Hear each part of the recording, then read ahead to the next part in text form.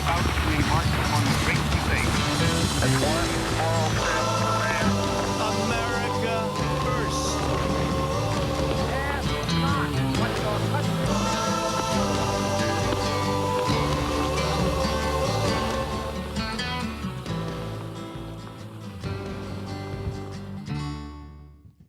Welcome to another edition of American Countdown on Tuesday, April 28th, day 25, day 28, day 32, day 47, depending on where you are in the country, as to the day of shutdown that you are experiencing in most parts of the country.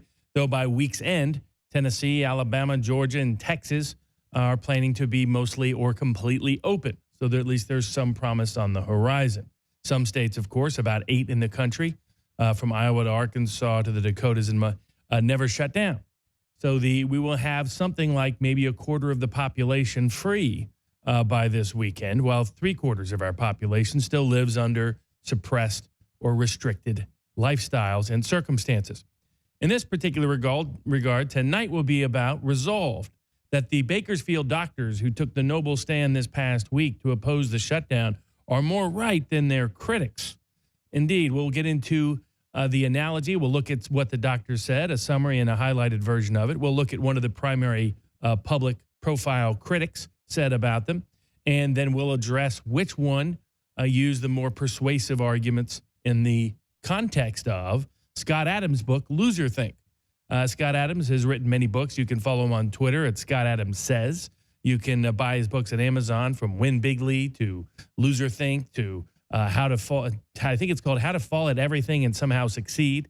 It's a lot of great books about mindset, about persuasion, about psychology, about the human experience. Good basic advice for people in their everyday lives, as well as their everyday dialogue, debate, and discussions with themselves and others. So it has many utilities, and we'll be applying some of those rules, and you'll understand in particular why I think those rules are particularly apt to this debate, because one of the people that has been a critic of the doctors is Scott Adams himself. So we'll look at what the doctor said and what Scott Adams said and who stuck to the rules of Loser Think and who avoided the habits of Loser Think. Here's what some of those rules are. If your view of reality is consistent with the past but fails to predict the near future, you might be in a cult-like mindset with a manufactured worldview. So we'll look at, when you're watching the two sides discuss later on in this segment, and then I'll break it down in the second half of the show. Watch to see whose view of reality is consistently predicting the near future versus completely missing on the near future. Has it been the modelers, or is it more these doctors?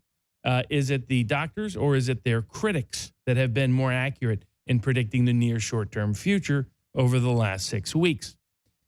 Rule number 2, this again comes from Scott Adams' book, Loser Think. If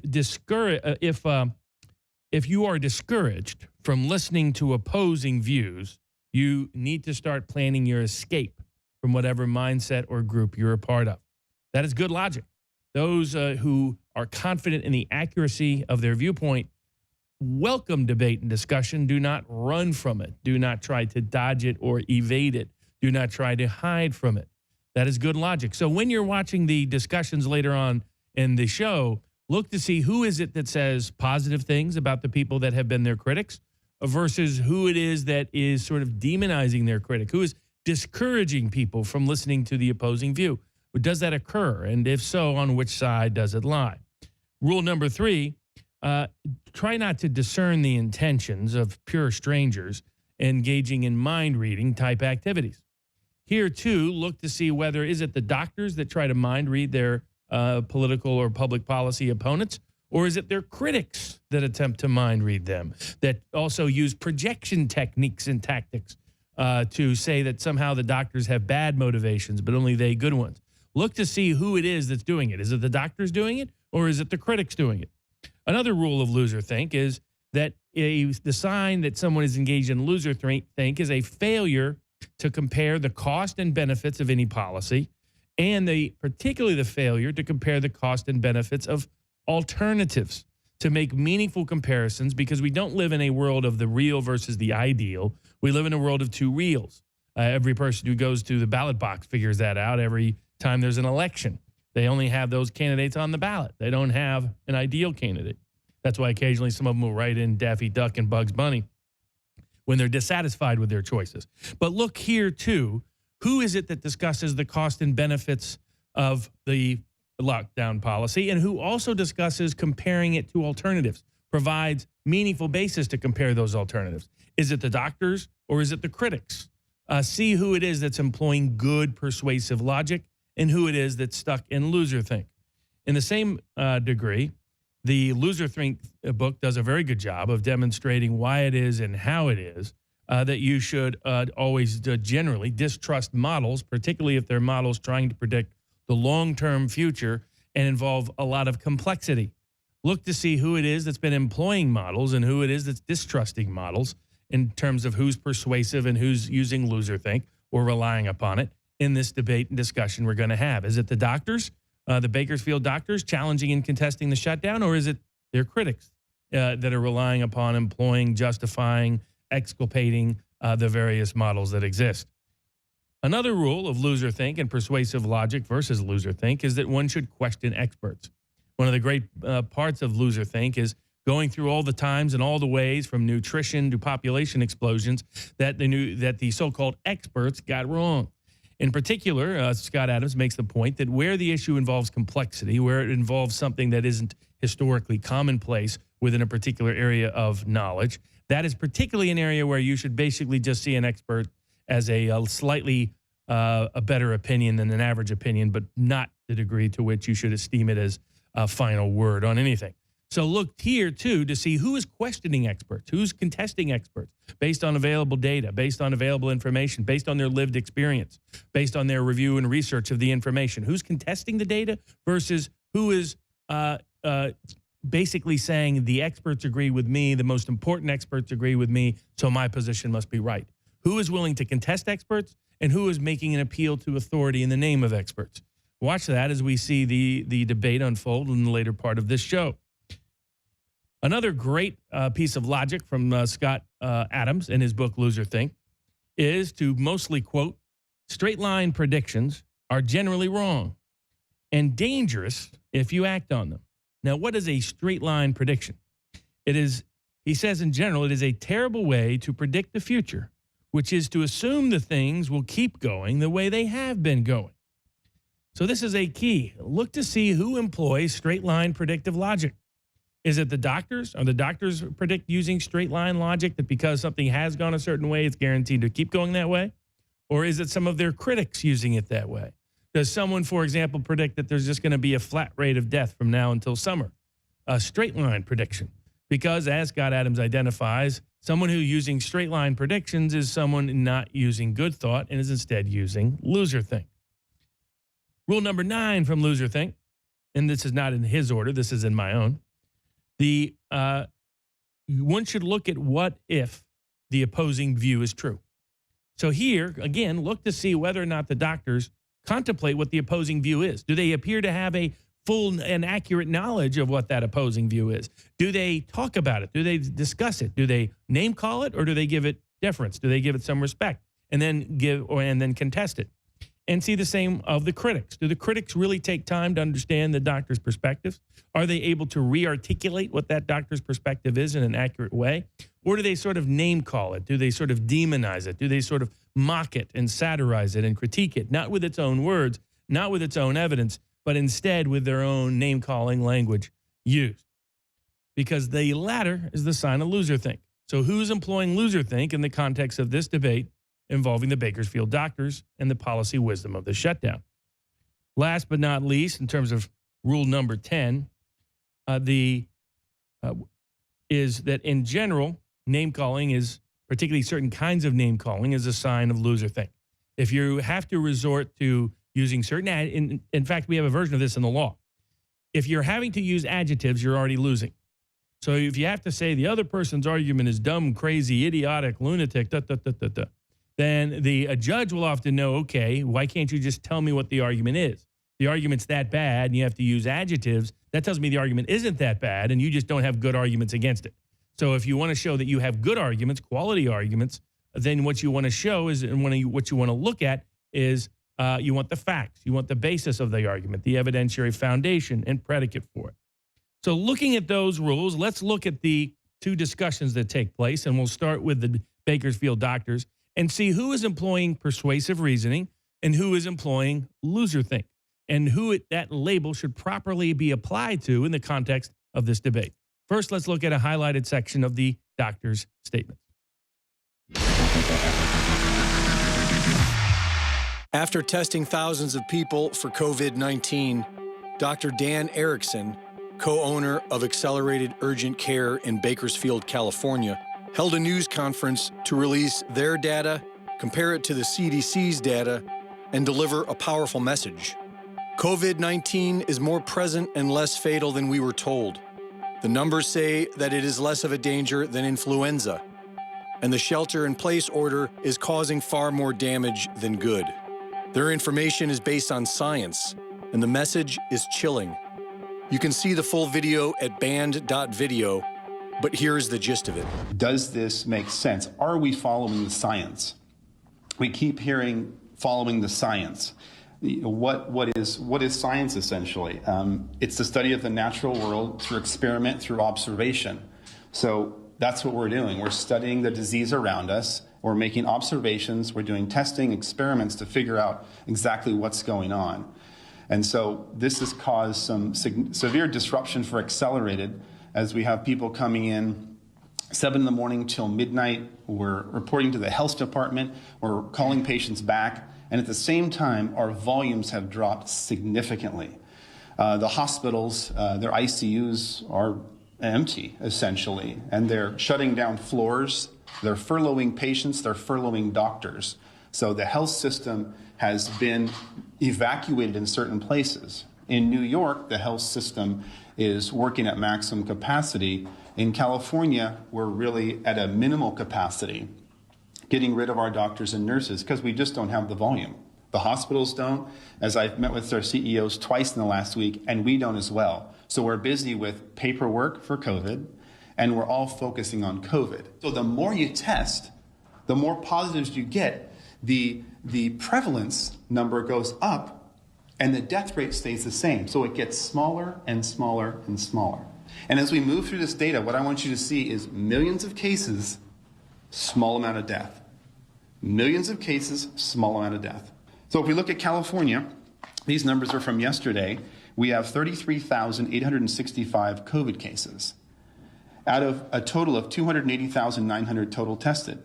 That's 12% of Californians were positive for COVID. As you guys know, the initial models were woefully inaccurate. They predicted millions of cases of death, not of prevalence or incidence, but death. That is not materializing. What is materializing in the state of California is 12% positives. We've seen 1,227 deaths in the state of California with a possible incidence or prevalence of 4.7 million. That means you have a 0.03 chance of dying from COVID-19 in the state of California. I also wanted to mention that 96% of people in California who get COVID recover with almost no significant sequelae or no significant continuing medical problems. So I want to look at New York State. They've been in the news a lot, right? And their numbers are critical. Let's go over their numbers. Cases of COVID as of yesterday, 256,272 cases in New York State, not New York City, New York, the entire state. They did a total of 649,325 tests. That's 39% of New Yorkers tested positive for COVID-19.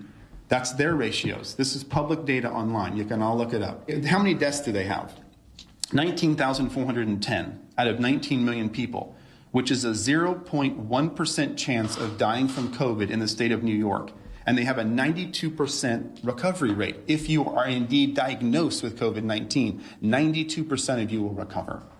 So we're seeing millions of cases, small amount of death. USA, this is a big one for us. 802,590 cases as of yesterday, gives us a 19.6% positive out of those who were tested. So if this is a typical extrapolation, 328 million people times 19.6 is 64 million. That's a significant amount of people with COVID. It's similar to the flu. If you study the numbers in 2017 and 2018, we had 50 to 60 million with the flu. And we had a similar death rate. The deaths in the United States were 43,545, similar to the flu of 2017, 2018. We always have between 37 and 60,000 deaths in the United States every single year. No pandemic talk, no shelter in place, no shutting down of businesses, no sending doctors home. COVID-19 is one aspect of our health sector. What has it caused to have us be involved in social isolation? What has it caused that we are seeing the community respond to? Child molestation is increasing at a severe rate. We could go over multiple cases of children who have been molested due to angry family members who are intoxicated, who are home, who have no paycheck. These things last a lifetime. This isn't about a seasonal flu. These are things that will follow these people and affect them in a negative fashion for their life. And these are secondary effects from COVID. And these are from me talking to ERs, talking to my doctors, and talking to people across the country and finding out what they're seeing. Spousal abuse. We see people coming in here with black eyes and cuts on their face. It's an obvious abuse case. These are things that will affect them for a lifetime, not for a season. Alcoholism, anxiety, depression, suicide. I talked to Donnie Youngblood and various people in the community, and I've asked them, how are things going? Suicide is spiking. Education has dropped off. Economic collapse. Medical industry, we're all suffering because our staff isn't here and we have no volume. These are all real things that I'm seeing every day. I don't read about this stuff. I'm seeing it in my clinics. We have clinics from Fresno to San Diego, and these things are spiking in our community. These things will affect people for a lifetime, not for a season. So let's make sure we're clear on that. We've gone over the statistics. Now I want to compare flu virus. Is this significantly different? Deaths, per the CDC, 24,000 to 62,000 deaths each year. We had about 45 million total cases in 2017 with about 62,000 deaths, or a 0.13 chance of death from flu in the United States. As you know, our other numbers were 0.02. So the lethality of COVID-19 is much less. And then when you bring up a system of lockdown, you automatically have to compare it to a system of no lockdown. The immune system is built by exposure to antigens, viruses, bacteria. When you're a little child crawling on the ground, putting stuff in your mouth, viruses and bacteria come in, you form an antigen-antibody complex, you form IgG, IgM. This is how your immune system is built. You don't take a small child, put them in bubble wrap in a room and say, go have a healthy immune system. This is immunology, microbiology 101. What I'm seeing is when you take human beings and you say, go into your house, clean all your counters, Lysol them down. You're going to kill 99% of viruses and bacteria. Wear a mask, don't go outside. What does that do to our immune system? Our immune system is used to touching. We share bacteria, staphylococcal, streptococcal bacteria, viruses. We develop an immune response daily to this stuff. When you take that away from me, my immune system drops.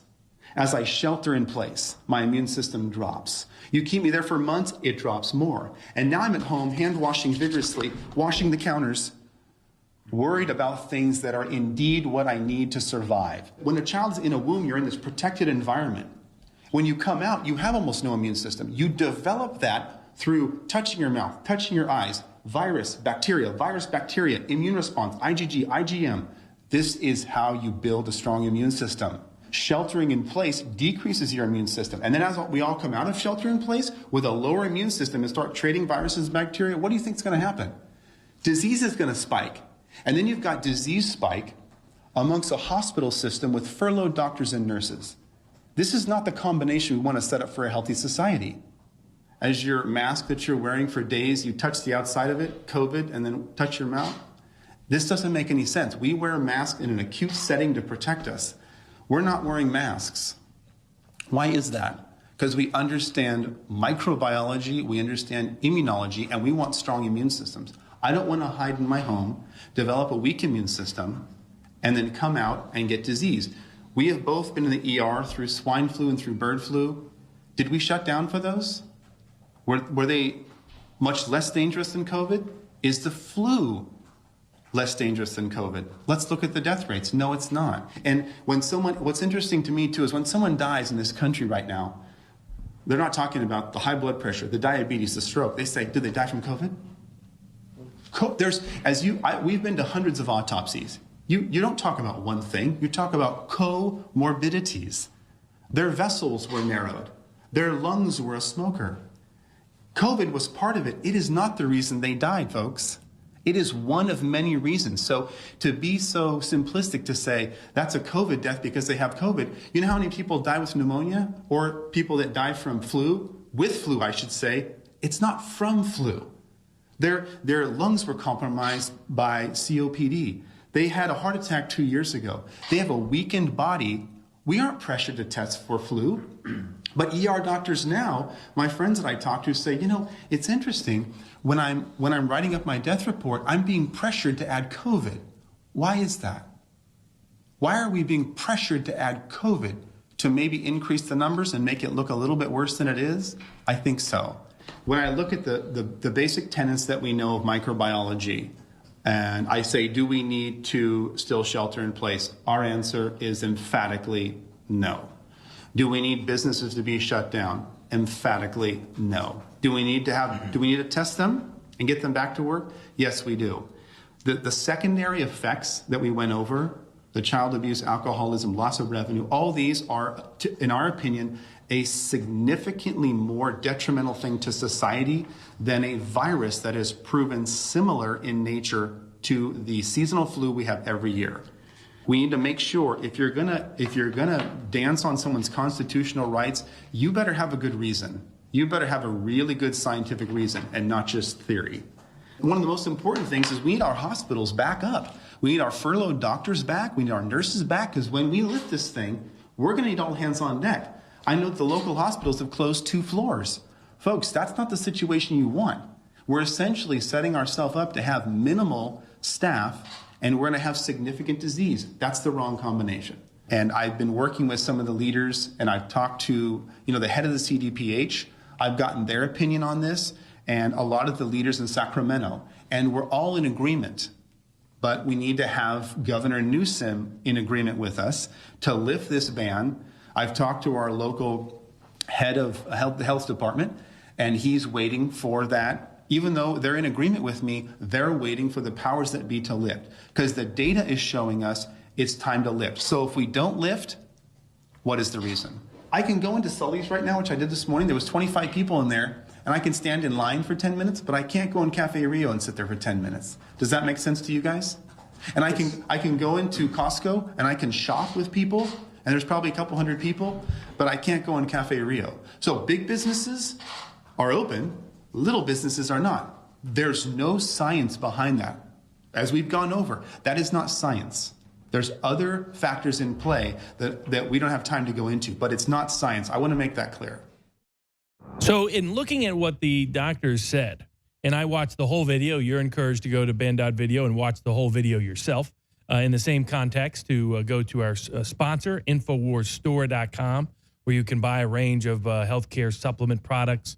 You can grade coffee, storable food, and a wide range of other items, because it was people that were preparing for this possibility that turned out to be prescient in their predictions as to what would happen, more so than a lot of the political class did.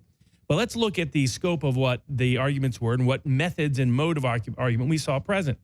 So, for example, we saw them be, they actually were much more accurate in predicting the near future in terms of what was going to happen even to them than their critics have been. And in fact, their skepticism turned out to be well warranted, but they waited to see what happened before making any public commentary or public questioning. In addition, they didn't discourage going out and getting opposing opinions or different opinions. They showed intimate and intricate familiarity with those opposing opinions. They were gentle and generous in the language they used. They complimented Fauci, complimented Governor Newsom, complimented Governor Newsom's staff. They did not demonize or name call anybody.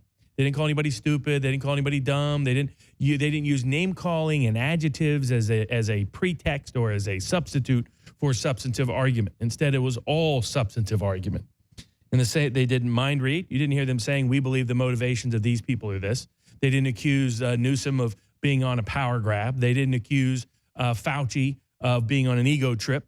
Both of those might have been fair criticisms, but they didn't make those criticisms. They didn't mind read anybody. They didn't second guess the opinions and intentions and interpretations of events of any other people. They just laid out why they had a different take on what the public policy should be based on their lived experience and their life education. In the same context, they did not, did you see any straight line predictions? No, there were no, hey, we think this is going to just like this, or it's there's none of that. There was no, because it's gone this way, we predict that it's guaranteed to go this way moving forward.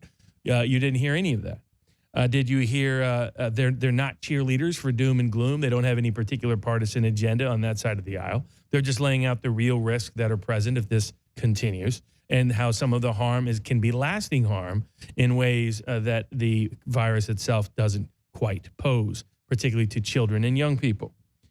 In the same context, they don't say to defer to experts. Indeed, even though they themselves are a form of expert, someone with a medical degree, someone with a professional education, someone with decades of life experience in dealing with these issues, someone with specific knowledge about immunology and virology, they cited that, but they didn't say you should only listen to us because of that. They didn't say in fact, they recognize that and repeatedly compliment Fauci as a great virologist and immunologist, and point out that a lot of academics disagree with him, and they don't try to demonize them for that reason. They lay out that their experience is lived experience. That's a different kind of experience qualitatively, and it informs why they believe what they believe. But they by no means simply try to demonize their opposition. So there is no doom and gloom cheerleading. There is no straight line predictions. There is no name calling, mind reading, or adjectives. There's no inaccurate near future predictions. There is encouraging people, not discouraging people, to get opposite opinions. They show familiarity with those opposite opinions. They explain what those are and where and how they disagree. And they explain those opposite opinions in ways that are really extraordinarily fair and generous to those opposing opinions. They could be described in much harsher and darker terms. They describe the whistleblowers that have produced information to them from ER physicians and hospital administrators all across the nation, which they are uniquely in the position to do. They are willing to subject themselves to questions. There's multiple hostile reporters there who interrupted them throughout their presentation and asked hostile and adverse questions, and they answered them in reasonable and fair ways throughout the entire process.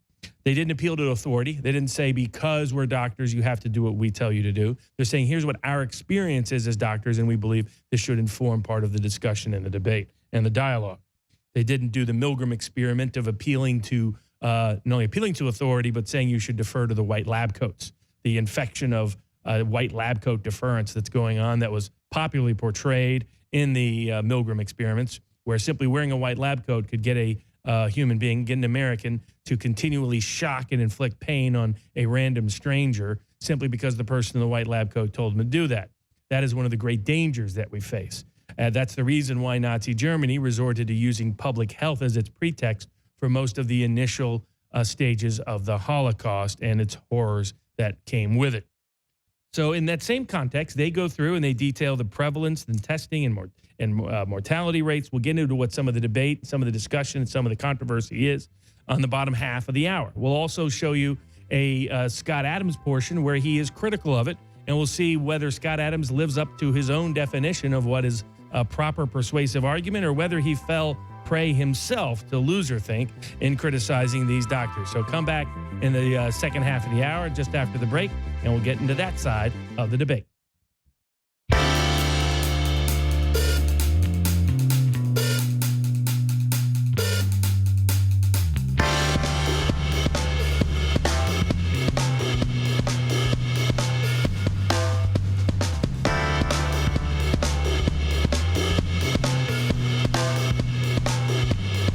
Welcome back to American Countdown. And to sort of give a snapshot review of what the doctors talked about in their hour-long press conference last week that has now earned them all kinds of enmity, all kinds of criticism, all kinds of condemnation from a wide range of circumstances and settings. Let's take a look at what some of those would be or are. In fact, what they said is that they believe in science, which a lot of these politicians say they believe in, but that has not always been the case. So they believe in science, and what science is observation and information that is derived from experimentation as well as observation. And their point is, they said, let's look at the actual science and determine what the science says in terms of how that may inform the political decision makers moving forward. as they point out, and what science is you have observation or experimentation, and from that, you have data and information, and from that data and information, you use inductive and deductive reasoning to come to some reasonable understanding of what the information can be. They explained how their reasoning, the background for them, is their experience and education in medicine, including taking microbacterial and microbiology classes, immunology classes, virology classes, spending the better part of 2 decades as emergency room and physicians and doctors and medical care professionals that have to overlook a wide range of oversee a wide range of urgent care clinics and facilities that see the wide range of patient care on a day-to-day basis all across California, and as part of that process, stay in touch with doctors and medical care providers all across the nation. They pointed out that the history of treating viruses did not suggest quarantining healthy people. They pointed out something that a lot of us pointed out. There's simply no history behind this. So when people say, oh, the medicine and the science and the data support it, no, it doesn't. There's no evidence of that. Find me any evidence from anywhere in the history of the world where they said that quarantining healthy people was the key to dealing with a virus outbreak. It's never happened. This is the first time it's ever happened in the United States. We've never quarantined healthy people before. So this is entirely novel, entirely new, and they pointed this out.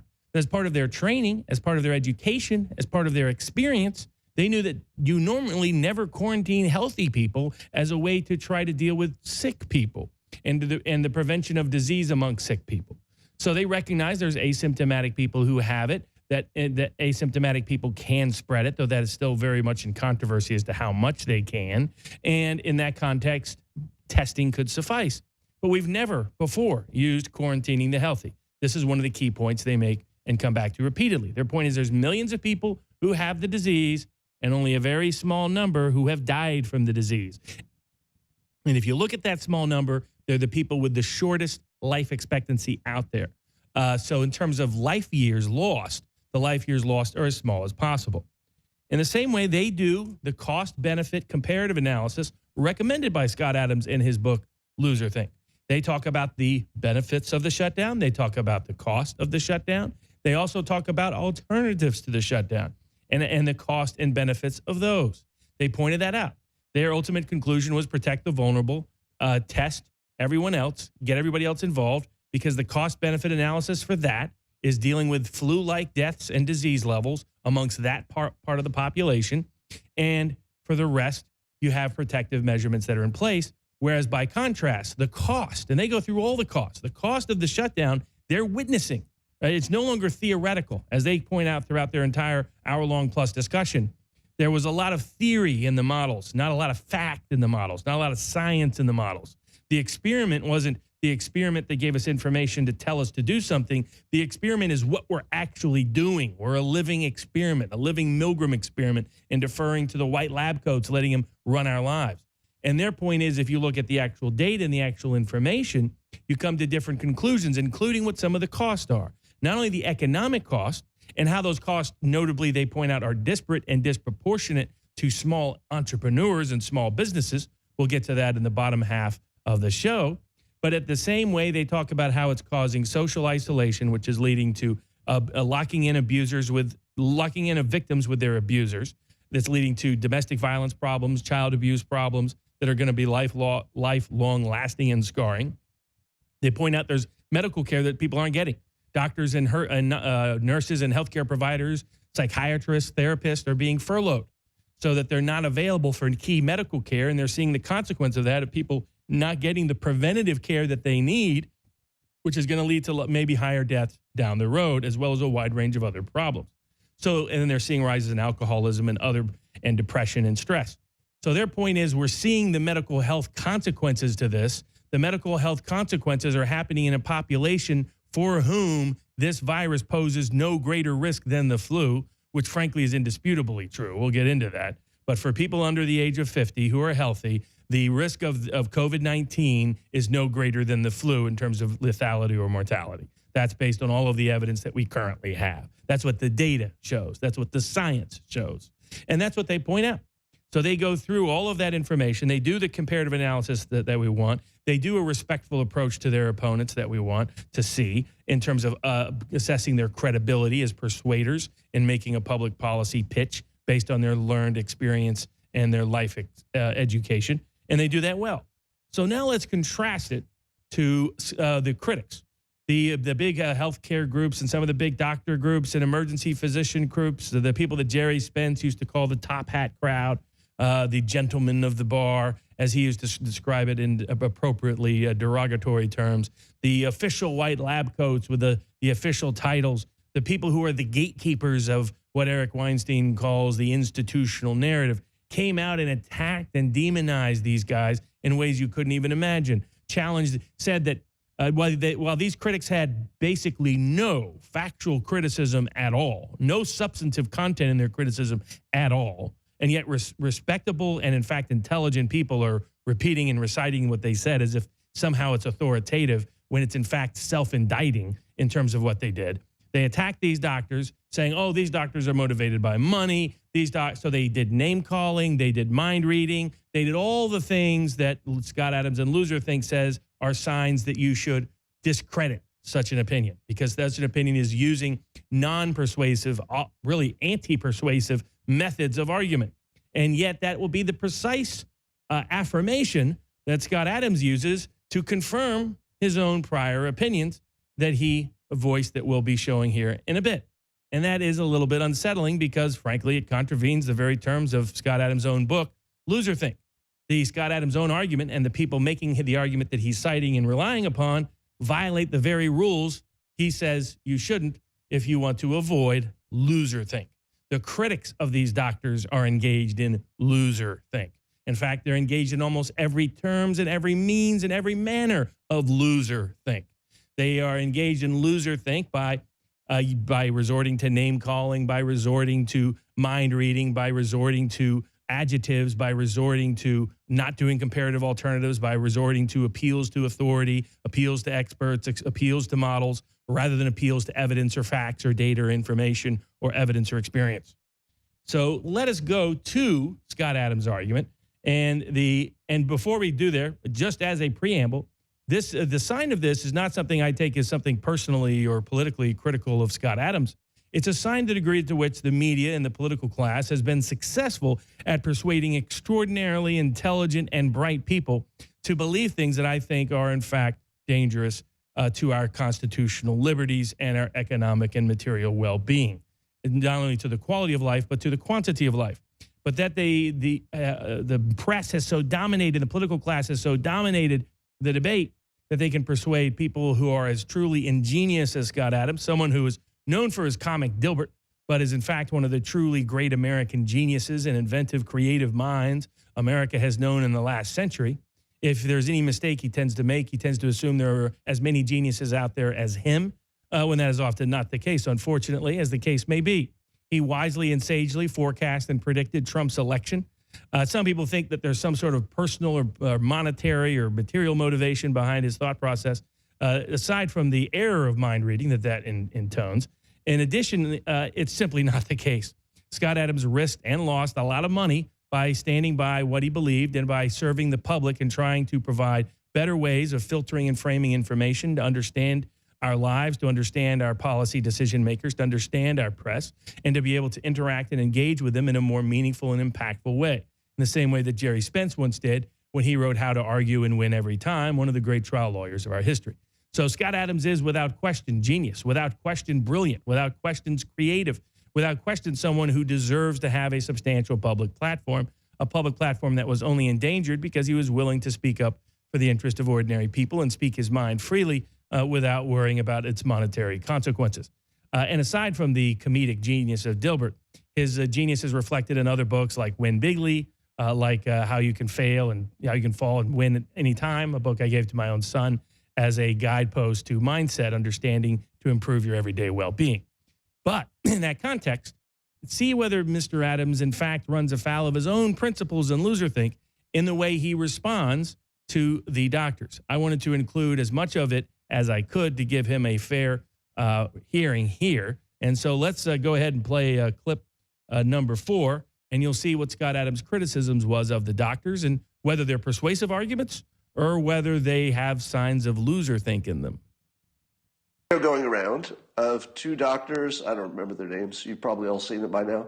It's everywhere. There are two doctors, one of them is doing most of the talking, and he's making, in general, the point that we've overdone this economic lockdown, and he goes through his reasoning and his numbers and his data for why we've gone too far with the lockdown, and we should, maybe loosen that up.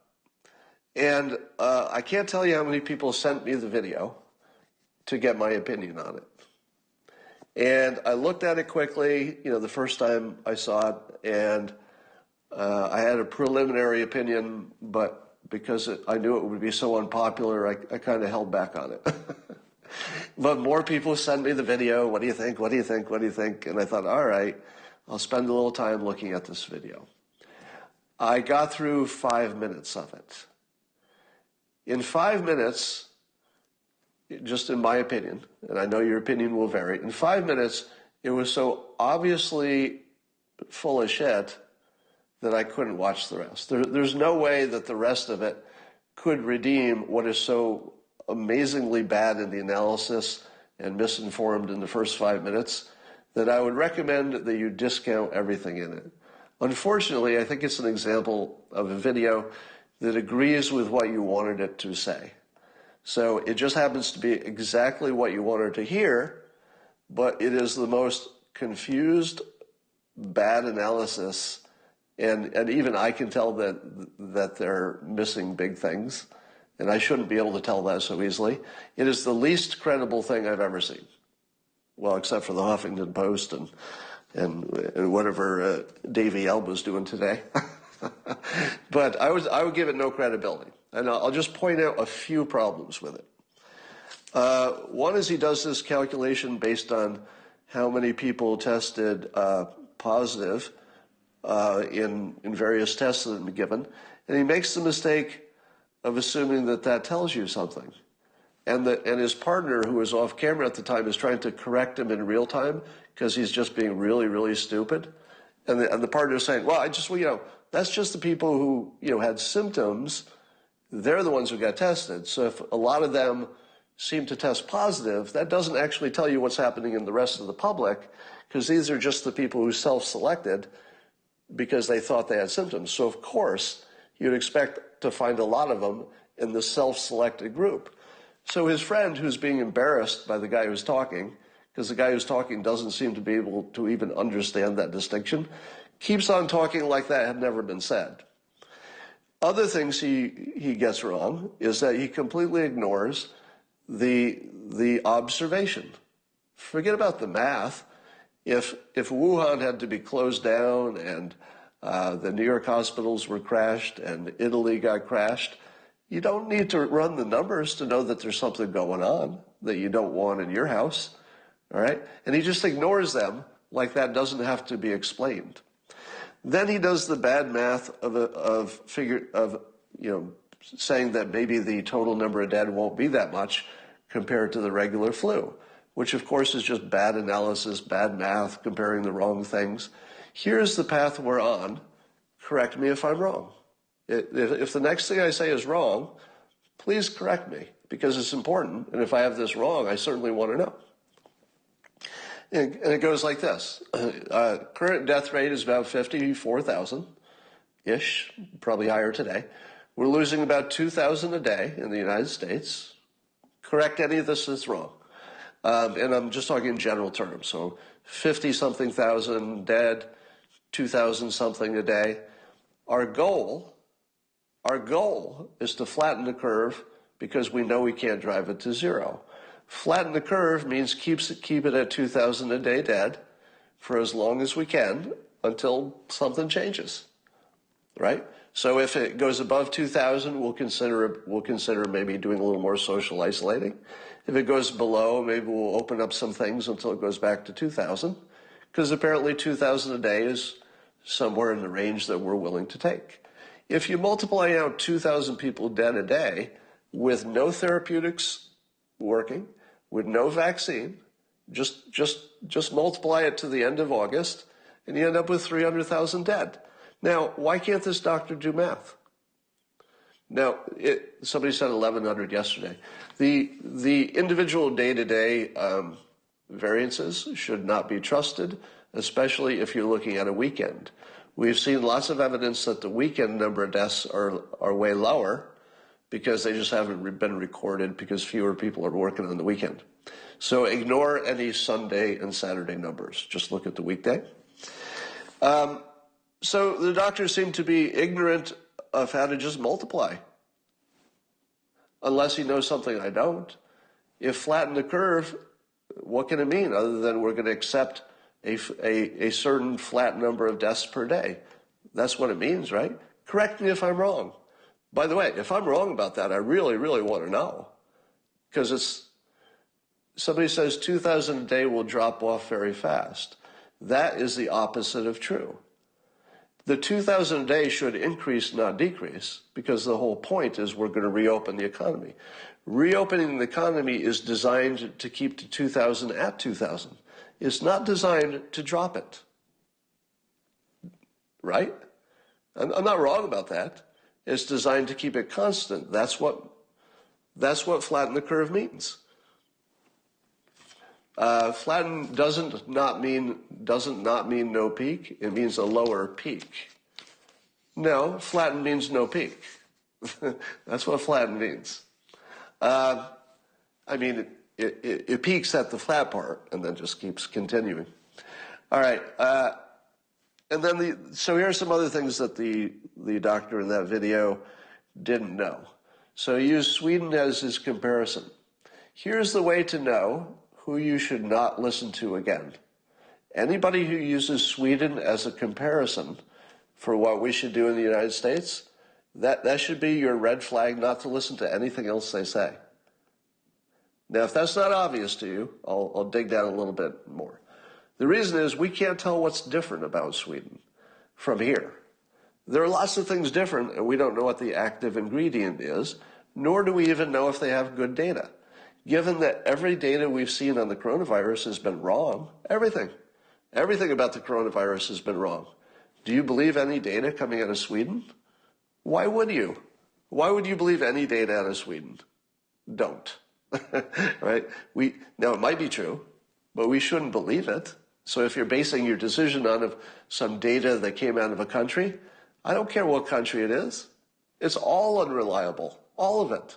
So that's the first problem. And if you don't state that right up front, you're not a credible player. So if you say, I'm going to make a Sweden reference, and I think it's pretty good, I think that's a solid comparison, you can stop listening to that person. It is not a solid comparison. There are too many differences. Here are some of the differences or potential differences. One is that Sweden is a lot easier to social distance. Say people who know more about Sweden than I do. Apparently there are a high percentage of the population lives alone anyway. They probably don't have the same number of elevators. They have a different society. A lot of people have summer homes. They can just divide into summer homes. The numbers probably aren't true. And then here's the biggest fact that I haven't seen reported. It's just something I saw on social media from somebody who has direct knowledge of Sweden. Even though they haven't ordered a lockdown, the citizens are afraid, just like everywhere else. So they have a virtual lockdown in Sweden because even if the haircutting salon is open, they're not getting the same amount of business. So they're in a virtual shutdown, which should be more comparable to our actual shutdown than it is to something that's totally different and therefore a good comparison. So if Sweden is your comparison, say no more. There's nothing else I need to listen to. I do think it's useful to look at all the examples. If you saw several countries that seem to have a lot in common with Sweden in the ways that seem to be important, and they all had a similar outcome, well, then I'd say, okay, that's beginning to look like that's telling you something. But if you pick one country and say, well, they got a different result in this one country, so there shouldn't be anything after so. All you know is they got a different result, and you don't even know that because you can't trust the data. All right. So don't trust that video is what I'm saying, just because it agrees with what you want it to say.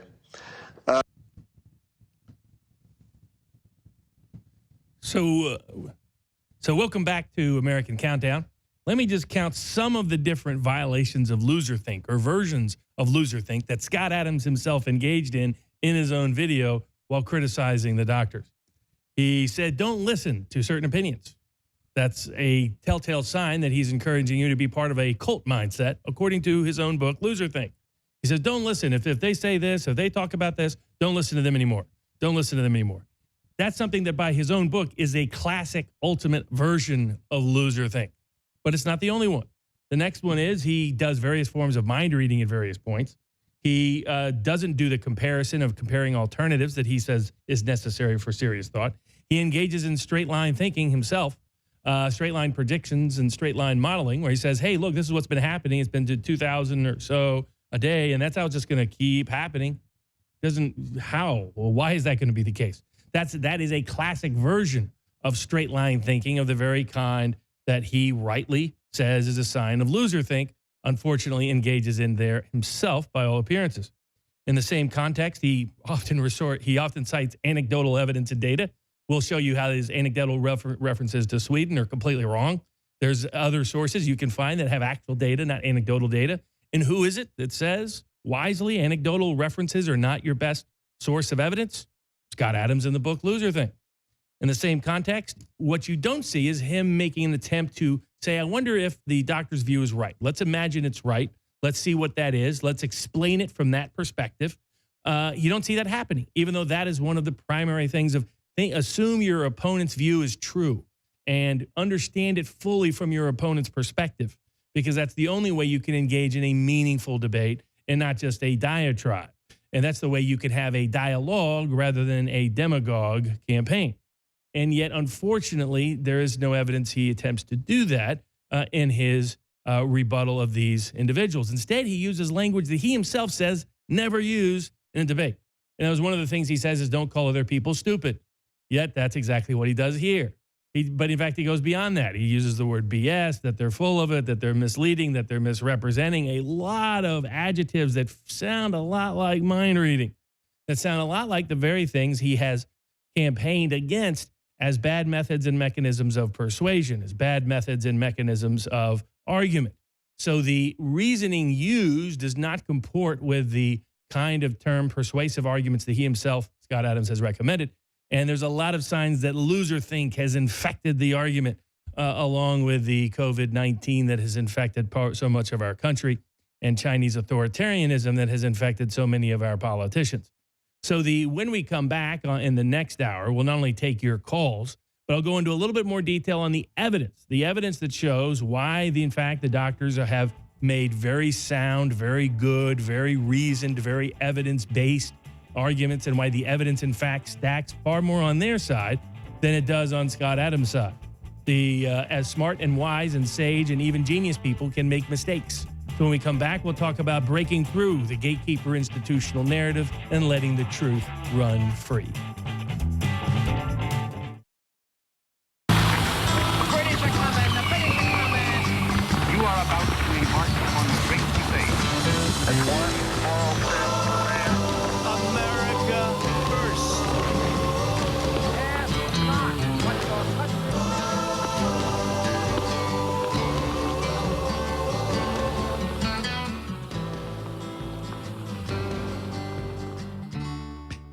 I think in times that a lot of the issues and arguments and debate in this context is often defined by projection. So I think you're seeing that, in fact, that's one of the things that Scott Adams wisely warns about in his book, Loserthink, is to avoid projection. Projection can, in fact, be a problematic tool and technique in terms of making good decisions and understanding information. Projection also can be informative at times. Sometimes the person, when they're talking about projection, are projecting themselves. In this particular context, there was a lot of criticism as if the only reason why people believed the doctor's videos was because they wanted to believe it with confirmation bias. Well, that also can work the other way. Sometimes people don't believe what the doctors are presenting because they don't want to believe that it could be true, and have found all kinds of interesting creative arguments to discount what, in my view, was a very serious and studious effort to explain a policy position from learned experience and from life education. And that is, in fact, what the doctors did, and often using terms that were on the persuasive side much more than on the loser think side of the equation. And unfortunately, the response by many critics, including by Scott Adams himself, was much more on the loser think side than on the persuasive side in terms of the methods used of making those arguments. But in that same context, a lot of this is about what's called the gated or gatekeeper institutional narrative by Eric Weinstein. He is a key person with Peter Thiel, one of the great inventive minds, both he and his brother, in the United States, often on Dave Rubin's Rubin Report. And one of the ideas that he sort of helped create in terms of his terminology is what he called GIN for short, the gated institutional narrative, or the gatekeeper institutional narrative. That is the attempts to control who has access to certain information, to only allow certain people in the room, a certain form of cultural capital reserved for the conformist culture that has consumed, corrosively consumed academia in our intellectual world, both within government and outside of it. And he describes that in a couple of videos, and that's really what's sort of happening here. And we'll show you some of his explanation and application of that argument in a wide range of contexts. But what's happened is you have people who are challenging the main argument of this live Milgram experiment, which is, hey, the people in the white lab coats all agree. The people with the big pedigrees and big degrees all agree. The people that are epidemiologists and virologists and immunologists, they all agree.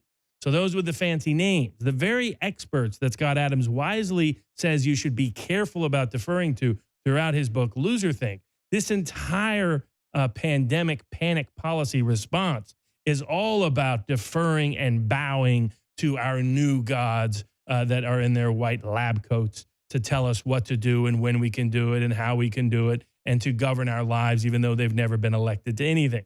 They've panic struck the politicians and the political class into doing their bidding.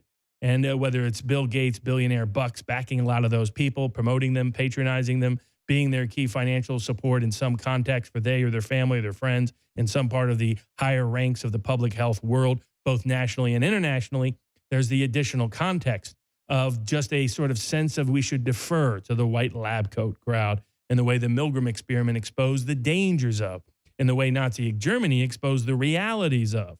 So in that same context, it's important to understand that this gated institutional narrative comes in a broader context of these people in the white lab coats wanting to run our lives, because here you had two people who also had degrees.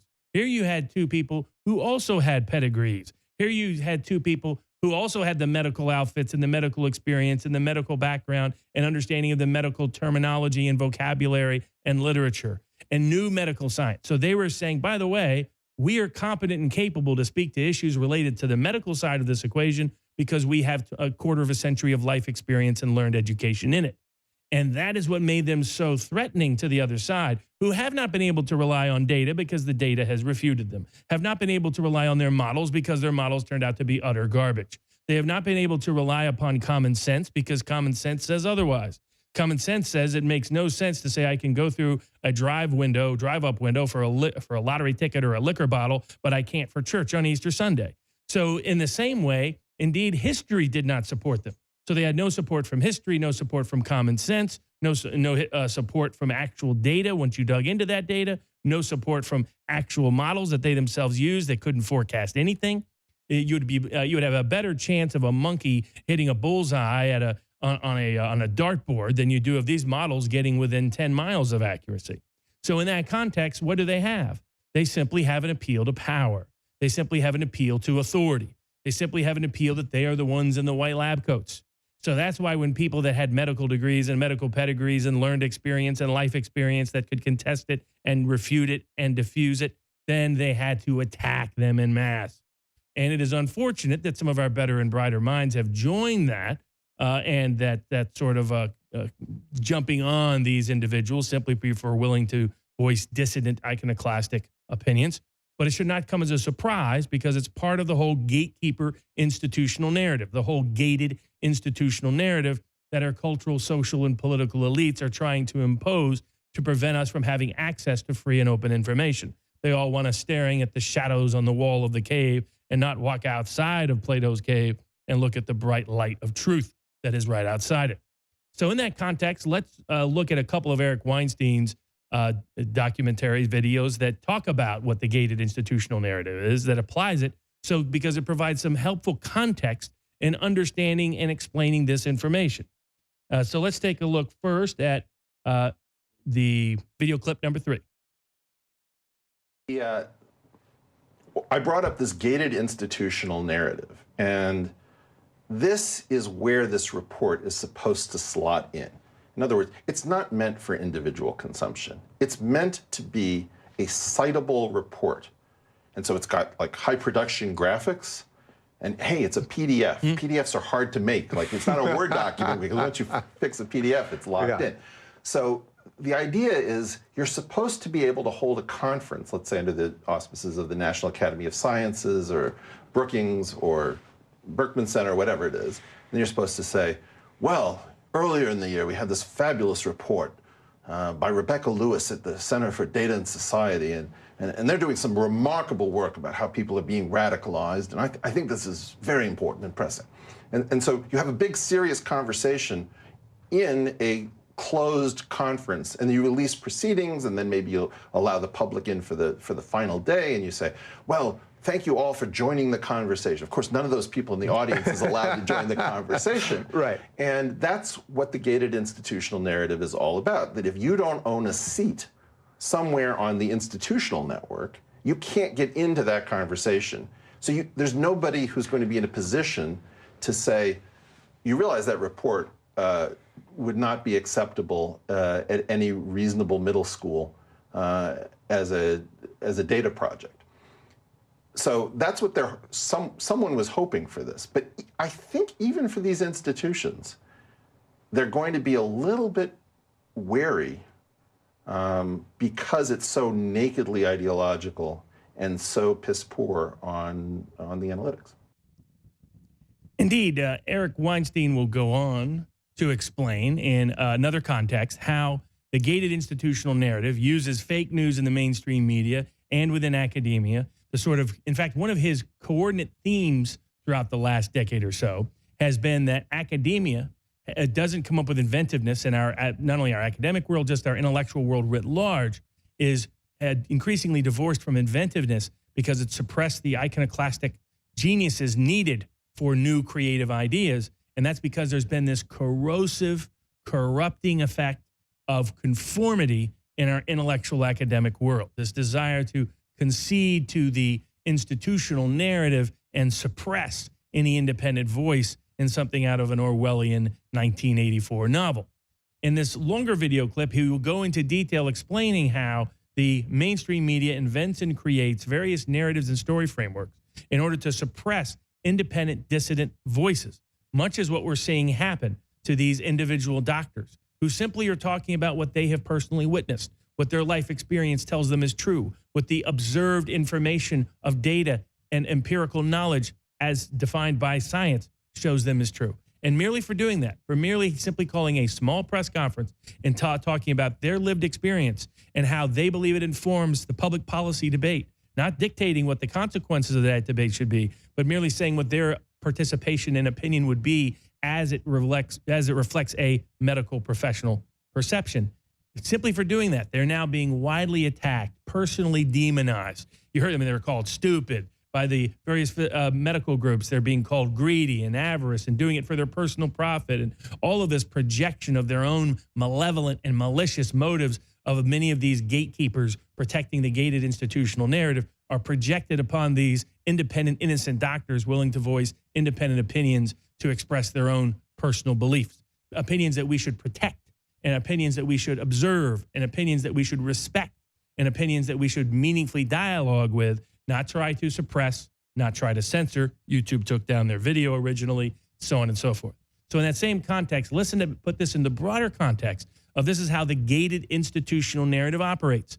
The corrosive, corrupting effect of conformity within our academic intellectual culture has led them to believe in and be supporters of and be the pillars of the institutional narrative as the gatekeepers of that gated institutional narrative. And they particularly target for their opposition, for their activities, for their propaganda, what the particularly iconoclastic, independent, creative geniuses that are out there. So let's take a look at video clip number 1. Amira, if you could pull up the 4-quadrant image. So I really want to dive into this. The first time I heard about this, correct me if I'm wrong, was it the first time you had talked about it publicly, really, was on Sam's podcast? It was. Okay, so on Sam's Waking Up podcast, which I'm sure most of my audience probably listens to, you described this 4-quadrant method, really, for looking at the world. And there's a great video of it on YouTube, but we're going to have you re-explain it, and maybe you can do it a little better this time. We shall see. So we're looking at it on the screen so the audience can see it there. We've got copies in front of us so that we don't have to extend our eyes too much. Talk to me about the 4 quadrants, because this made a lot of sense to me. But I can't tell you that I understood every piece of it the first time you explained it. Terrific.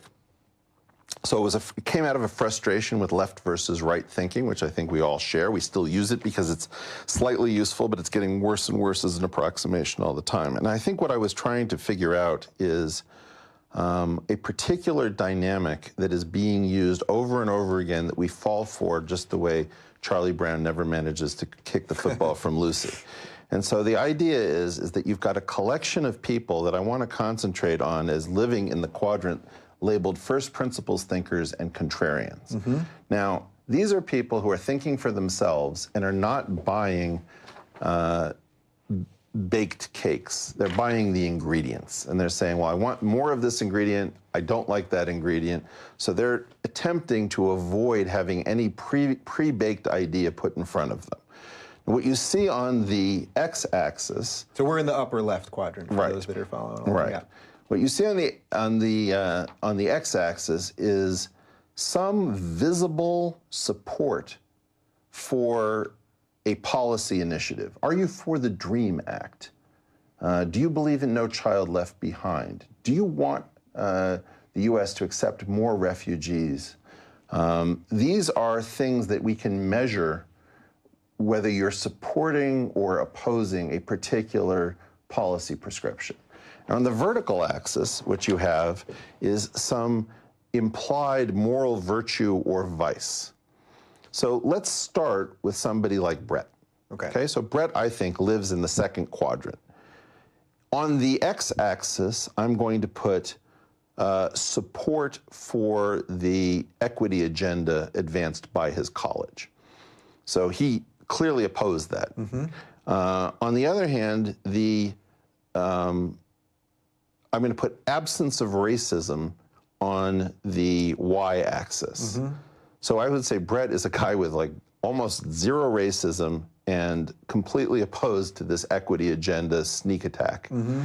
So the problem is... So he's sort of done one good, one bad there in traditional thinking. In traditional thinking. Yeah. Now, what they want to do is to say, we can infer from your opposition to the equity agenda that your real Y value is extremely negative. That is, you are a racist, and you oppose these people because you singled out black females, strong black women who were trying to advance a good cause. And so that is the attempt to map from quadrant 2, first principles thinkers, contrarians, into quadrant 3, and you see this line, actual position, perceived position. Mm-hmm. So that's what they tried to do. They tried to create Brett the troglodyte, Brett the racist, and in fact, that narrative, which is you can tell how good or bad somebody is on racial or gender issues, depending upon how much they go along with the agenda. And that is the media narrative. Mm-hmm. And that's what broke, right? Which is that the New York Times probably would say, look, this is part of identity politics. This is part of the Democratic Party. This is how we do things. We can't have people dining a la carte, buying ingredients. This is a baked cake. Take it or leave it. You either support the initiative and you're virtuous on race, or you oppose it and you're a bastard. Right, because otherwise it's so contrary to everything else we put out there, it can't make it through the system. Right. Now let's take somebody else. For example, let's take Sam Harris. Okay. So Sam Harris would normally live in quadrant 2 along with Brett. But here, for example... Free thinkers. Free thinkers. Yeah. Sam might oppose opening our borders for refugees coming out of failed states, particularly with Muslim majority populations. You would like, if you were part of the control structure, to say, well, that could only be because you're an Islamophobe. But my guess is, and I got Sam to admit this on his podcast, he seems to be a bit of an Islamophile. He's aware of the poetry, he's aware of the music, he's aware of the culture, he's got very close friends and collaborators who are active practicing Muslims. And so the idea is that Sam is a I think he's probably an Islamophilic guy who's worried about the same thing his Muslim friends are worried about. Just what he needs, another label. What? Well, Just what he needs. But we're going to drag him out. Yeah. Right? And so the key point is that the dupes are the people who say, well, you know, I can tell, I can infer what Sam is really up to. He just wants a first strike against Muslims in the Middle East. Well, obviously he doesn't. That's stupid. Now, who's actually controlling this game? My claim is that it's these people in the fourth quadrant, which is rent-seeking elites. These are people who, for example, want to save a pension plan by increasing immigration because we're not reproducing and growth, you know, is at a low. And so they, for example, may have a very kind of mercenary, self-interested view of why they want a border opened. Okay? So that's the elite level. Where would you put like the people that relentlessly slam and smear him for their own good? Those are the dupes. Those are the dupes. Those are the dupes, right? And so the dupe army is going to come after you relentlessly for breaking ranks and saying, I want to dine a la carte, right? And so, for example, I don't see you as a Trump supporter. So if I did this, which would be like support for how would I do you? So in this case, I might say, Dave is somebody who is opposed to the mainstream news narrative. Absolutely. And we want to, but he is extremely intellectual and very analytical and trying to figure things out for himself. And we would like to say that he's actually slid right. So you'll see a ton of stuff. You know, Dave Rubin refuses to criticize X, Y, and Z. He's actually a right-winger. He's not a liberal, blah, blah, blah nonsense. Yeah. Now, what is this? Again, they're angry at you for, in some sense, dining a la carte. And over again, it's one trick, which is we want to break out these long-short positions, which is to say, you know, I'm long Microsoft and I'm short Yahoo, versus somebody else who says, no, you can only be long tech, or you have to be against tech. You can't actually have a view that one tech company is on the way up and one tech company is on the way down. And so I believe that this diagram, we all need to understand it, because what's happening is that we're being attacked individually. Each one of us has a custom one of these fitted to us as to what's wrong with us. What's wrong with Eric that he's ragging on the New York Times? I feel like journalism is so important. Right. Well, of course I feel like journalism would be important. Somebody should invent it. I just don't see much of it, right? And so it's not against that. It's a point of saying, I hold a long, short, nuanced position, and what are you going to try to do? The easiest way to neutralize me is to try to map me to the troglodyte sector. And how are you going to do that? It's always the same game. We have the right to infer what you're really up to from some bit of observed behavior. Thank you very much. Your words mean nothing. The nuances are all lost. We've got your number. Next, please. Yeah. And the only way that works is that some of us are still dependent on institutions. So the institutions are still playing that game. But here, and this was my point to you earlier, here we are in a non-network. Right? We're in somebody's very professional studio, able to reach people so that I get recognized in airports and coffee shops. And the fact is we're out of control. And that's why they're coming for us now, is because they're starting to understand, well, what happens if Sam Harris and Dave Rubin and Eric Weinstein and Sargon Avakad and Lacey Green and Philly D, all these people actually start saying, are you seeing the same craziness I am, whether it's on demonetization, whether it's on Facebook, thankfully making sure that fake news is out of my feed? Well, what you're really going to start doing is filtering a bunch of stuff that isn't fake news. Yeah. It's just stuff that's off your narrative. Or Google is going to bury it in their algorithm. So it's going to be there, but it's going to be 7 pages in. You'll never see it. We got a lot of work to do. Well, we've got two possible ways out, so far as I can see it, or we can just start up history in earnest and try to see whether we land safely. But I would certainly take either of the first two options, either de-Potemkinize the institutions, or reboot from a ragtag collection of kids who look something like the Bad News Bears, but might be able to get the job done. I'm on the reboot side. The other one just simply doesn't seem possible to me, and I think the rebooting has begun. Now, we need a lot of allies, we need a lot of help, but I think the cavalry is coming. Well, I'm here for the second time, and that should tell you something about how I'm voting. I wish we could do it the other way because it'd be easier, but there's no time to lose, and semi-reliable communal sense-making is the #1 crisis. If we do not learn how to come up with a narrative that we can share, where we can have small differences, but everybody more or less agrees on the general facts without turning everything into a political contest, we're going to take the most hopeful and best experiment with all of its flaws, throw every bad thing that happened to the 20th century, and we're still better off not trashing this experiment and protecting it. And I'll come back anytime you want. Indeed, the key to crashing the gated institutional narrative is independent information like that, what you get on this platform. So we encourage you to go to our sponsor who makes this platform possible, makes this and other independent platforms possible. One of the last true free speech platforms left in the world. So you can go to InfoWarsStore.com and get a bunch of good, excellent, high-quality products, things that I buy, things that my friends buy, things that family buys. So they're good products at a discounted price, things, whether it's health supplements, whether it's things you need for your well-being, whether it's things you need in terms of storable food so that you're prepared for any contingency that comes down the pipeline, whether it's things like the great coffee or anything else that you happen to like, whether it's a T-shirt or a hat or something else.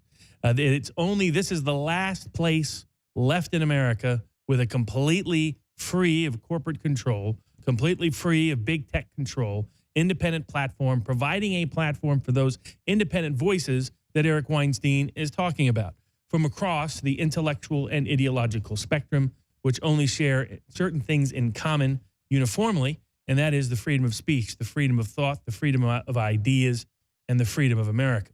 And in that context, in talking about geniuses coming from independent thought, not always coming from excellence, but coming from people who think differently than everyone else.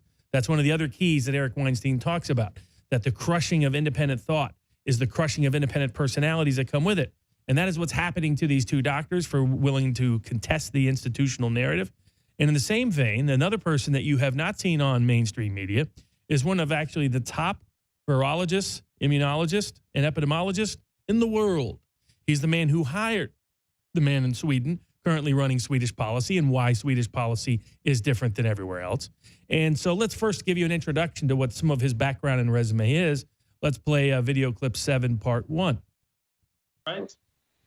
No, it started before that, actually. I used to be an infectious disease clinical doctor and worked a lot with AIDS patients during the 1980s. And that's what put me into epidemiology. And then I spent 1 year or 2 years at the London School of Tropical Medicine in the early 90s. And then I came back to Sweden, and then I became state epidemiologist for Sweden, which means having control over all the infectious diseases. Which is the job that Anders Tegnell currently has. So I actually hired him 20 years ago, and then I was his boss, and now he's my boss. But it's working actually quite well. And you then became chief scientist at the European Centre for Disease Control. Yep.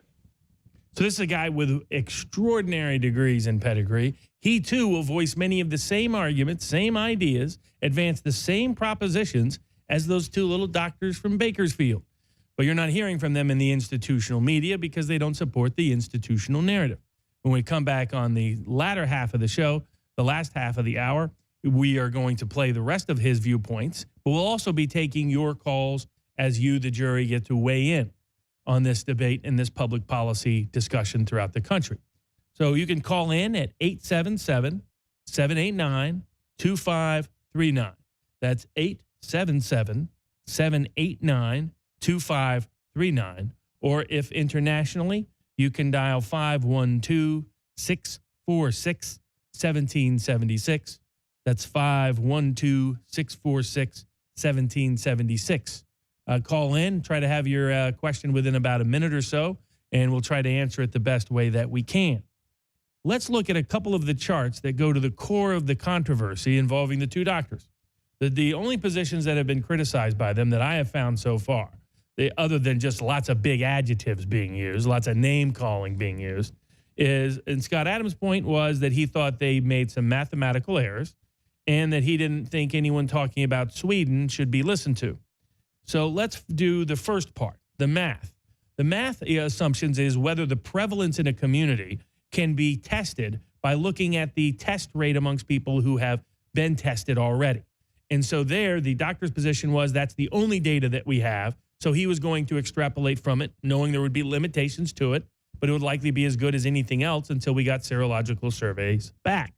And so people say, oh, you can't do that. No, it's simply a method to do so. There's a wide range of polling modes and methods that are out there. Anybody familiar with public opinion would know that far greater extrapolations of data and information take place every day in the polling world. So that application was not so extraordinary or so ridiculous as to be without merit. Indeed, it was simply saying, here's what we think is the case. Even in the worst case scenario, let's assume that the rate of infection is far less than the rate that is tested amongst those who take the test, which that, by the way, is not normally the case. In the flu, only about 3% of the people that are ever tested are estimated to have actually got the flu. So the norm with influenza-like viruses, what these doctors were doing is the same kind of extrapolations that happen every year within the medical community concerning influenza and other viruses. It's just a statistical method to do so when you have partial but not full information. In that same context, the flu, basically they estimate about 30 times more people have the flu than get the test. Even if that rate is far less for COVID-19, the mortality rate is still way less than has been projected. Remember, originally they were talking about 3 to 5%. They were only looking at those people who got confirmed test and were the most sick. When you compare it to the likely number of people who either had it and got better from it, and so never even went in for a test for it, or others, what you're going to find is that, in fact, this is much more like a flu-like disease than the plague. So when we come back on the bottom half of the hour, we'll take your calls. We'll go into additional data. We'll show the charts. We'll show the info. We'll show the demonstration of that information that supports those doctors against their critics. The doctors were right to dissent because the science supports the doctors, not their critics.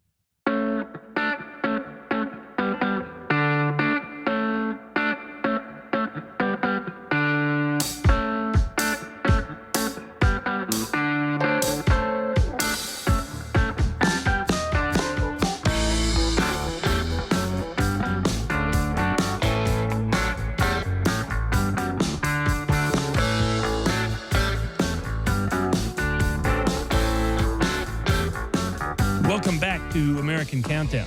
Let's take a look at chart number 5 that goes into the issue that those doctors were talking about. The core question, what is in fact the mortality rate? The reason why there's all this controversy over what the contagion rate is, all this controversy over what the infection rate is there's all this concern because if the mortality rate is not 30 to 40 times higher than the flu, then we've been doing this for nothing. That the shutdown was over justified. It was exaggerated. And in fact, that's what we find. We found a doctor and other people put together the data from California, and they complained about these doctors. They said, oh, they're in Bakersfield. They can't project that data onto California. They can't project that data on America, even though they had multiple places in California. They can't take the testing data and say that means anything about the broader population. Well, they went and looked at the serology surveys that do measure the whole population.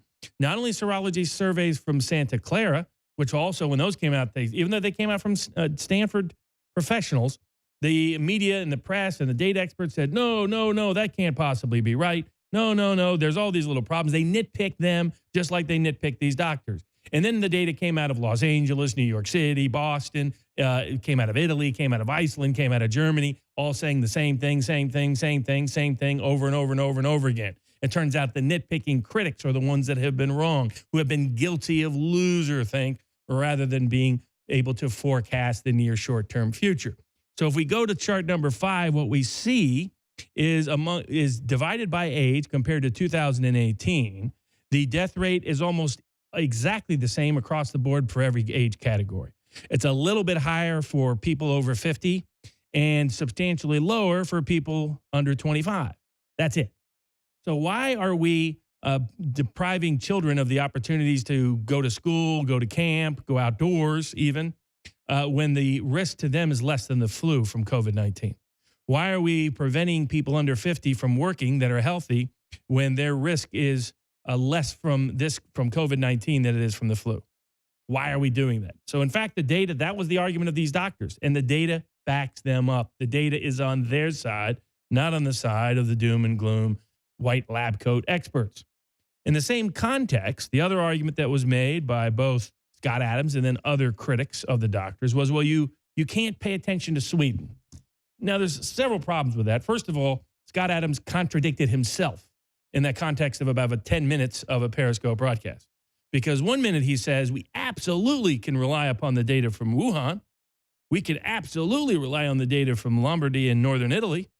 And we don't have to worry about anything being different in those places compared to us. But by golly, we just can't rely on anything from Sweden. In fact, it's so unreliable to rely on information from Sweden. It's like believing the earth is flat.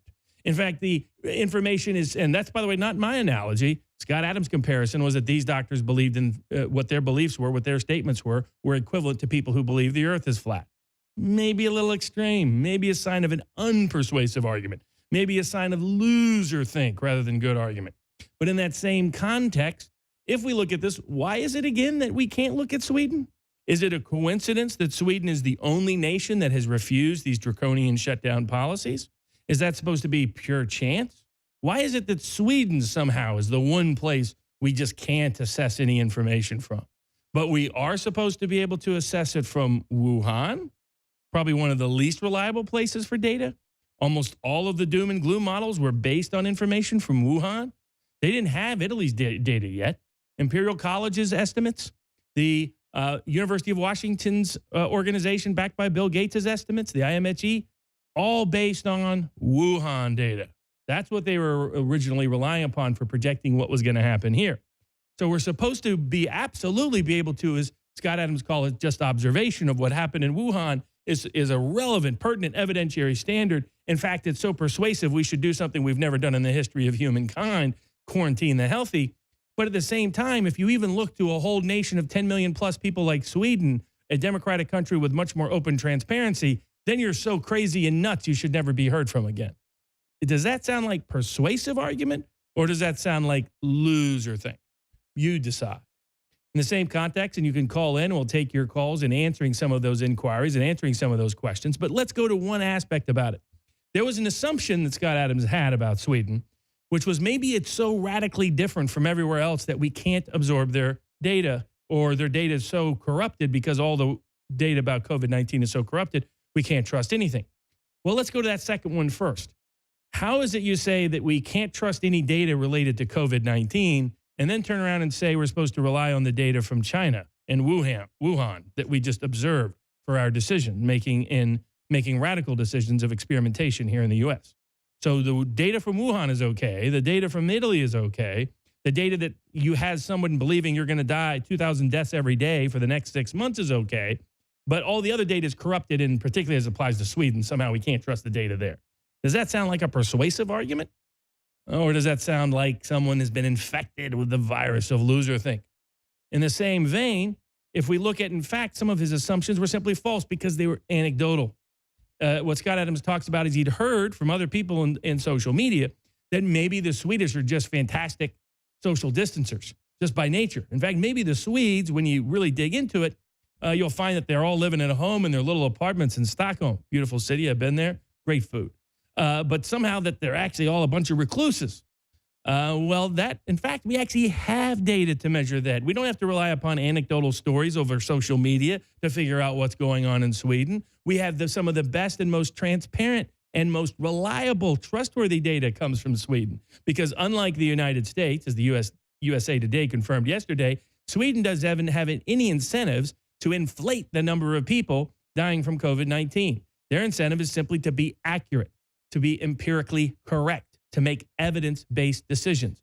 They have some of the top epidemiologists and immunologists and virologists in the world are in Sweden due to a wide range of historical and coincidental factors.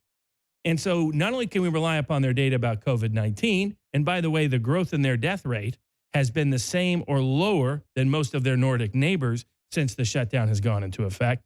And definitely, and in fact, they did a huge study in the Financial Times, and they did a big study with the New York Times republished it today. And what they did is they were showing excess deaths in Europe. And their main premise was to argue that, in fact, COVID-19 might have killed more people, but the actual evidence suggests that maybe the shutdown has been killing more people. Because guess which country had one of the lowest, in fact, the lowest, excess death rate amongst the countries measured and reported on in all the different publications in Europe? Sweden. The lowest rate of excess deaths was Sweden. Everywhere else was seeing a much higher surge than Sweden. So, in fact, Sweden has shown the most success in competing with this virus, if we look at the available data, and maybe that's why we're not supposed to look at it. And in the same context, there's also available data for whether Sweden was social distancing. Google and phone companies have been tracking your activities around the world. In Europe, you don't have anywhere near the degree of privacy protections that you do in the United States. But a lot of this is tracked in the United States, of course, as well. And so if we look at chart number 2, we'll see, was in fact Sweden doing this massive social distancing without regard to shutdown orders, as Scott Adams' sole factual basis for claiming Sweden was different from the United States in any material, measurable way that could impact policy. Well, if we take a look at it, what they tracked is they tracked mobility activity for people and whether their phones and where they were present in parks, beaches, marinas, dog parks, plazas, streets, and basically in publicly concentrated areas. And what they found was there was substantial social distancing declines, almost all associated with lockdown. So right away, everybody out there saying, oh, everybody was social distancing before and without the lockdown. Well, one, if that was true, you don't need the lockdowns to achieve it, do you? Number two, it turns out it isn't true. In fact, people were not social distancing on the scale and size that people presumed until the lockdowns went into effect. Now, maybe that was the propaganda effect of the lockdown. Maybe it was people simply complying with the law. But what's notable in all of this is there's one country, other than South Korea, which also didn't shut down and did not have a pandemic breakout of the scale and size we've seen in Europe. There's only one country in Europe that, or in the West, that did not see, that in fact saw actual rise in relative social activity compared to the norm, and even less social distancing than any other country typically does, and that was Sweden. So the data shows that Sweden was all what they call in the red. Sweden was lots and lots of social activity in concentrated areas of public places. They aren't all living in their solo apartments. They aren't all hiding out in some cave someplace up in the Viking lands. They're just like everyone else. Stockholm is a very urbane, cosmopolitan city. So those saying that Sweden is magically different in such a way we can't even figure it out, it's unfathomable, and we just can't consider data from Sweden, are not being forthcoming and forthright in the data and information. They're relying upon either other forms of information, whether it's anecdotal evidence or the kind of evidence that, as Scott Adams well articulates in Loserthink, is unreliable, is in fact Loserthink itself. So Sweden provides plenty of evidence and information that's relevant and pertinent, and that it's material to this debate. And anybody who says, don't listen to anyone from Sweden, is someone that is acting in a self-discrediting way. So I would not say quit listening to them, because we need to listen to all opinions, not close any opinions. The free public square is the place to decide what you believe, not to have someone control access to that public square for you, whether it's big tech, big media, or big government. In that same context, let's bring you some more of the opinions from Sweden explaining why he was going to do what he did. You saw his resume earlier, extraordinary, exceptional resume, a true expert, maybe the world's greatest expert in this field. Someone that has trained other people around the world, that was considered Europe's main infection doctor, the man who trained and hired the doctor that is running Sweden, and why they stuck with their plan even when everyone else around them was going mad. And so let's take a look at part 2 of video clip number 7 and hear Professor Johan Giesecke's explanation for why Sweden chose the path they chose. This on the 17th of April 2021. I think that the difference between countries will be quite small in the end. So that you don't think that the severity of these intervening measures are going to make that much difference? No, I don't think so. I think, actually, should I tell you what I really think? Please. I almost never do this. I think what we're seeing is a tsunami of a usually quite mild disease, which is sweeping over Europe. And some countries do this, and some countries do that, and some countries don't do that. And in the end, there will be very, very little difference. So when you say it's a usually quite mild disease, what do you mean by that? That most people who get it will never even notice they were infected. So does that mean that you think the actual fatality rate of this disease is much lower than the numbers that have been talked about? Much, much lower. So do you have you made any speculations as to what sort of zone the real fatality rate might be in?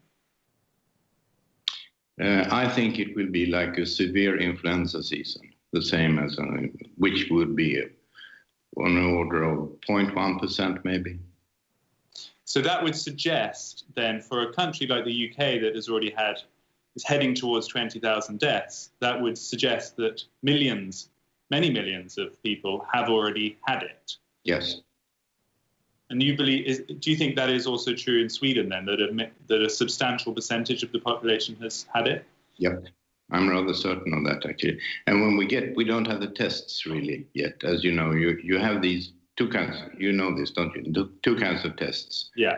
One that tells that you have it now, and another one that tells you that you had it at some point before, an immunity or serology test.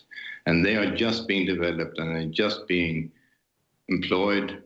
I know from discussions with friends in the UK that you started last week with 3,500 such tests, and you will go on with 8 in 1 week, and then it will be about 8,000 per week.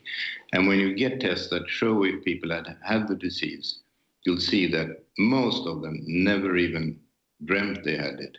But we don't have yet any effective antibody tests, I don't think. No. You're right, but it's coming. But you're confident that we will get those tests? I mean, they will... Oh, yes. That's a matter of time. And so what sort of percentage of the population do you think we will discover has had it once we get mass antibody testing in place? At least half. In the United Kingdom, or do you mean in Sweden as well? Both countries. So the whole sort of rationale for introducing these lockdowns across Europe that has created such unbelievable side effects and pretty much stopped the whole world in its tracks, you believe is a misguided policy. And do you think it's doing more harm than good? Yes, I think so. On the whole, I mean, if you listen, what I'm saying is that people who will die a few months later are dying now, and that's taking months from their lives. So that's maybe not nice. But comparing that to the effects of the lockdown, which may be, I mean, what am I most afraid of? It's the dictatorial trends in Eastern Europe, that Orban is now dictator for Hungary forever. There's no finishing date. I think the same is popping up in other countries. It may pop up in more established democracies as well. I think the ramifications can be huge from this. We don't even start seeing them. Said about influenza. But I think if influenza came around as a new disease, you never had it before, but suddenly this new disease called influenza popped up, we would have exactly the same reaction as we have now. So I think the number of deaths will be about the same as in a severe influenza winter. And what he talks about there is that basically we would end up having the same sort of mind infection, mind madness that has taken place over the policy, political decision makers if influenza came about and we just were unfamiliar with its occurrence prior. Because we've been through influenza, we've been through many severe influenzas, we've been through the Asian flu, the Hong Kong flu, the Spanish flu, and we never reacted in this way, is what leads the action now to be extraordinary, and we just pretended it was somehow radically different than those past flus in such a way that justified a remedy we had never before chosen. So let's go to some of your questions, and as to you, the jury, as to your point of view, as to your perspective, and let's hear from you. Let's first start with Ann from Seattle. Hello? Hello, yes, ma'am. How are you? Good. So I think it's pretty obvious that the deep state agenda is forced vaccination and total control via vaccine certificates and microchipping. I wanted to know your thoughts and what is legal thought on the fundamental right to sovereignty over one's own body. No question. I mean, my view is there's a lawsuit that was filed this week in Nevada by Joey Gilbert, who was on our show just a couple of weeks ago at the very beginning and at the outset, when the Nevada governor, he was trying to persuade the Nevada governor to take the right actions to respect the patient's right to control their own medical care. There should be nothing more fundamental. It's what I tell my friends on the left. If they believe that that's not a baby and not a fetus, and they believe that there's an absolute right for a person to control their own body, then how in the world can they say that they person doesn't have a control over their own body when it's not a baby, it's not a fetus, it's simply whether something is stuck into their body, whether it's a needle in the arm or a chip under the finger. To me, it's fundamental that a person should have a constitutional right to decide their own medical care. Now, I take that in directions that some of my conservative friends don't agree with. I do believe people have certain rights to decide when they decide to leave this earth. I think they have that right too. I don't think it's our right to control that. I think it's that's an individual choice. I want them to make a good one. I want them to stay with us as long as possible. But I don't think we have the right to dictate to people what to put in their own body or how to take care of their own body. That's why I oppose things trying to ban liquor, trying to ban tobacco. These things have not worked historically. These things have backfired repeatedly, just as a matter of policy. So even if you agree with these restrictions and limitations on what people are able to access, and at the same time demand that they be coerced and forced into letting their children or their babies take certain things into their bodies that the parents may object to, as simply as a matter of policy, it has not functionally worked. It provokes dissent. It leads to various organized criminal activity in the cases of things like alcohol did, things like certain drugs did, so that we should take a reasonable position that's constitutionally consistent and policy sound and empirically founded. And that is to have people respect people's rights to control their own body, to respect people's rights to control their own care, and that they should not be forced or coerced by the state into any state of care. The only government where achieved that at any massive level, and the first one to do so, was Nazi Germany. And that should be the reminder as to why we don't want to go down that path. You cannot trust a tyranny of white lab coats to do what's best for human beings. Our own country proved that. As soon as we approved forced vaccines in 1905, and even then only did it in the limited, constricted context of an existing smallpox outbreak and someone that was in that community for a smallpox vaccine that had very little safety risk at the time that was known to the medical community. So it was a unique set of circumstances. They couldn't help themselves. They then used the same logic to justify forced sterilizations just a few decades later. And of course, they couldn't help themselves. They used the same logic to justify taking away everybody's rights if you were Japanese in America during World War II. You lost your First Amendment right of speech, your First Amendment right of peaceable assembly, your First Amendment right to petition the government, your First Amendment right of religious expression, your Second Amendment right to self-defend yourself by being able to bear arms, your Fourth Amendment right of privacy, your Fourth Amendment right for freedom of movement, your Fifth Amendment right to your profession, vocation, or occupation with due process of law, your Fifth Amendment right to your property to be justly compensated if taken. All of those rights were stripped from them. And it all started in the early 1900s when the Supreme Court said, yeah, you can have the government force a vaccine on someone. So once you start there, it is very difficult to avoid the logical leap that doesn't require much of a leap at all to Japanese internment camps, because it's the same logic of deferring to the state, of deferring to the white lab coats, of creating emergency crisis exceptions to the Constitution of the United States. It was an emergency exception written into the Weimar Constitution that gave the world Nazi Germany, that may have never appeared on the scene, but for that emergency exception carved into the Constitution. We surely shouldn't claim that one exists when it's not even in the Constitution and our founders exempted it. So without question, I do believe it is indeed your body, your choice, your care. You should control that, not someone in a white lab coat, and definitely not a politician in a suit in some state capital. So thank you for your call. Let's go to Victor in California. Hello, Robert. Thank you for taking my call. I have two quick questions for you. The first one, I do listen to Scott Adams' Periscopes as well, and he did mention you about a week ago. He said he doesn't agree with your opinion. Would you consider inviting Scott on your show to discuss this with him, and so you guys can have a lively debate? I was surprised that he got involved in Loser Thing this morning.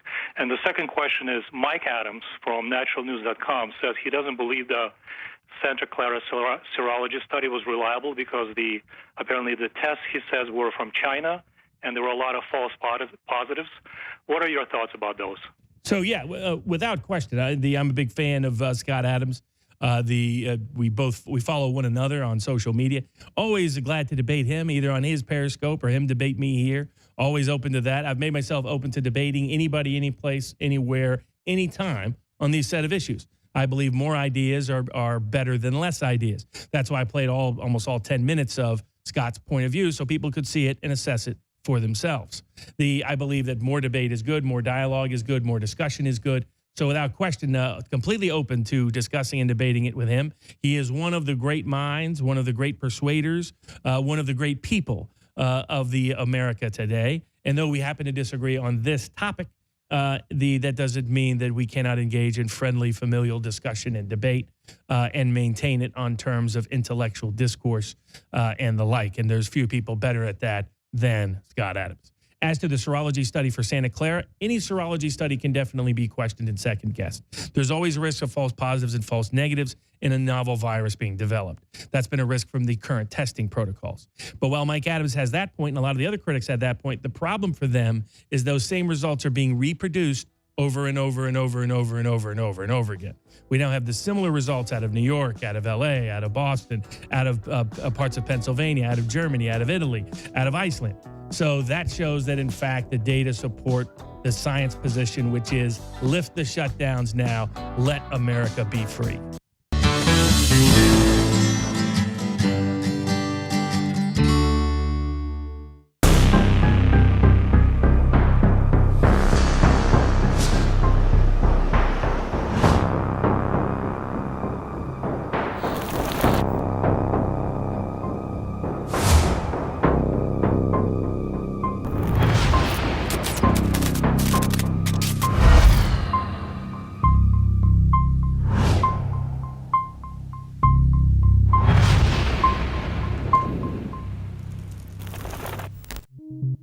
Nobody said this life would be easy, and we are truly alive in extraordinary times.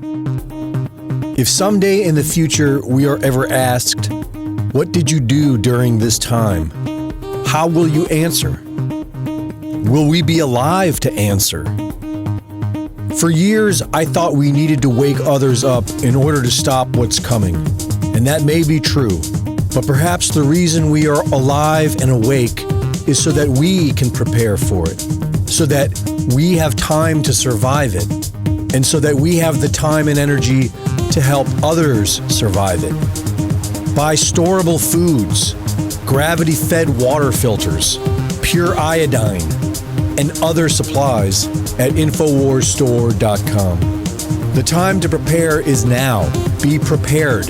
The future depends on it. InfoWarsStore.com.